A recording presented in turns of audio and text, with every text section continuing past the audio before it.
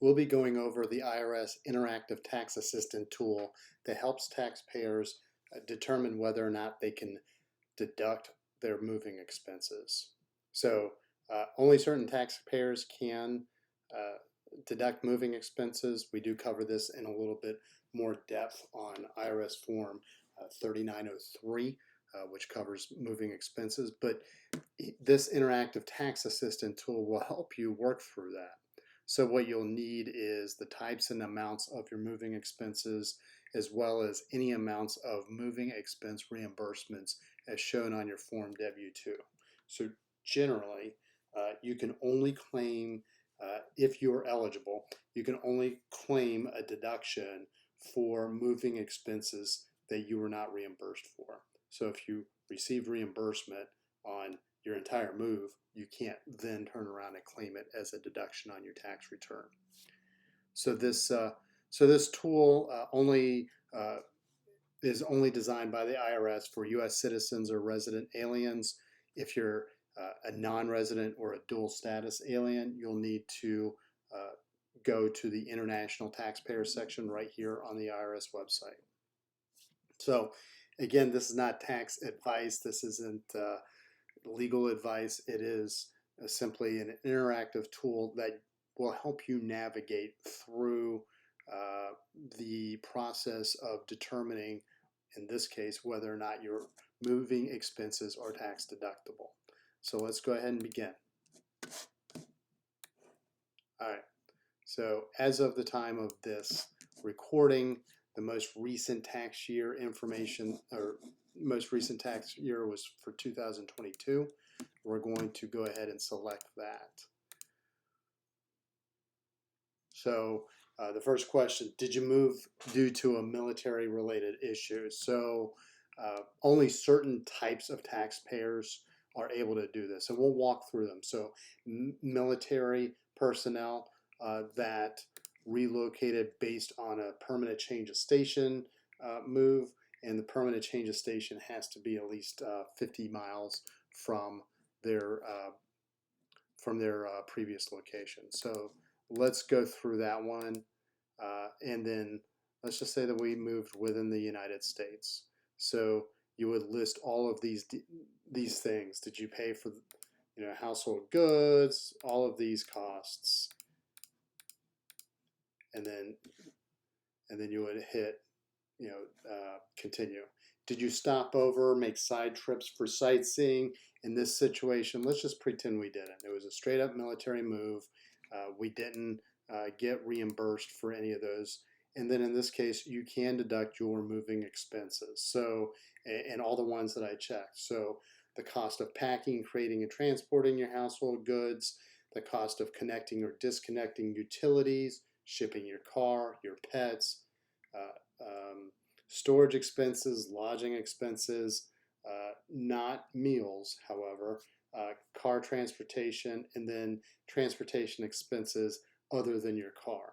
So this is a highly unlikely scenario because the military does actually pay for the vast majority of moves.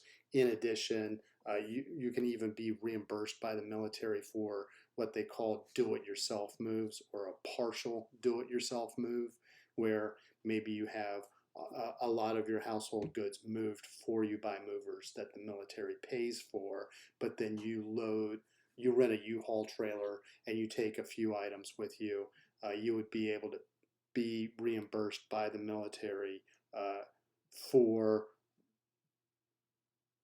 a reasonable amount of out-of-pocket expense, and they have a way to do that. So in this situation, you wouldn't take a tax deduction if the military paid for your move, but it is an option in the case the military does not pay for your move.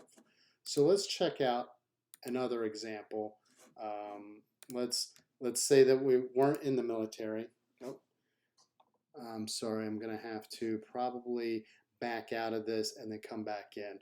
One of the things about using the interactive tax assistant is sometimes when you go too far down and then you try to back out, you still have the same questions pop up. So let's go to the home page. We'll cancel this session, and then we'll find the there we go, the calculator here. Let's go ahead and begin this. And we're starting over for the 2022 tax year. In this case, we did not move because of a military move. So in this case, you can't deduct your moving expenses. So this is a pretty straightforward tax assistant. Either you're in the military and you weren't reimbursed and you can go ahead and deduct your moving expenses, or you cannot. So the Tax Cuts and Jobs Act of 2017 actually has temporarily suspended this and a lot of other deductions that would normally be on Schedule A of your tax return.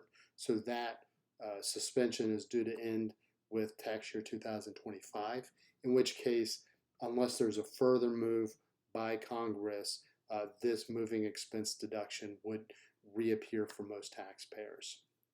So we'll put a link to Schedule A in the and the moving expense deduction form. We'll put links to those in the show notes. The articles and videos that we've created for those two topics in the case that you use this tax assistant and determine that you can use your you can deduct your moving expenses. So as I mentioned, we do have articles on our website. Please check them out. If there's a tax topic or IRS form that you're interested in, you can simply use the search bar, and odds are pretty high that we've written an article or two that covers that topic. And if we haven't, please send us a note. If you like our articles, please subscribe to our newsletter. And if you like our YouTube videos, please subscribe to our YouTube channel. And if you have any comments or ideas for an upcoming topic that you would like me to discuss, please put that in the comments section. Thank you very much and have a great day.